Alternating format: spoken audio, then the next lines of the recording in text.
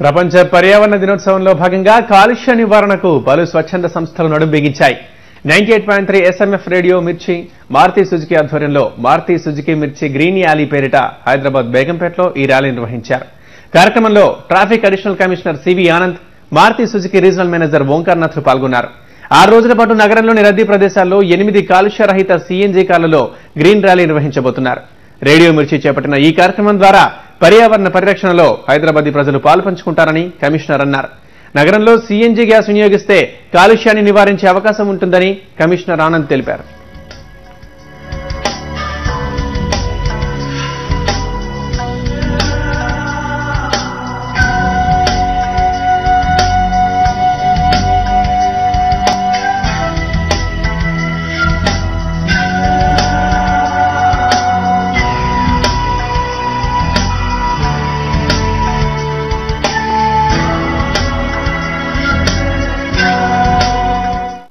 మన దగ్గర ఇప్పుడు 4% వెహికల్స్ CNGకి మారాయి ఈనాటి వరకు.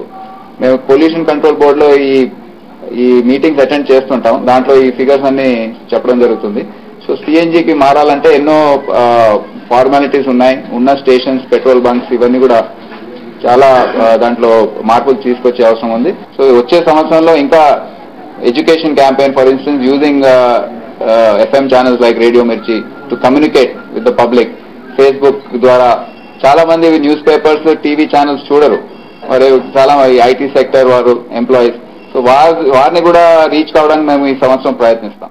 CNG vehicle has seen good growth in terms of the number of sales that we are getting currently.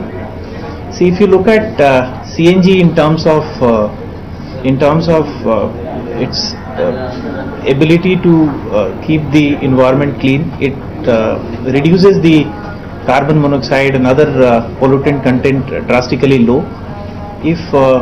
If you really see Delhi was one city which is complete public transport system is on CNG. Visakhapatnam, Vijayawada వార్త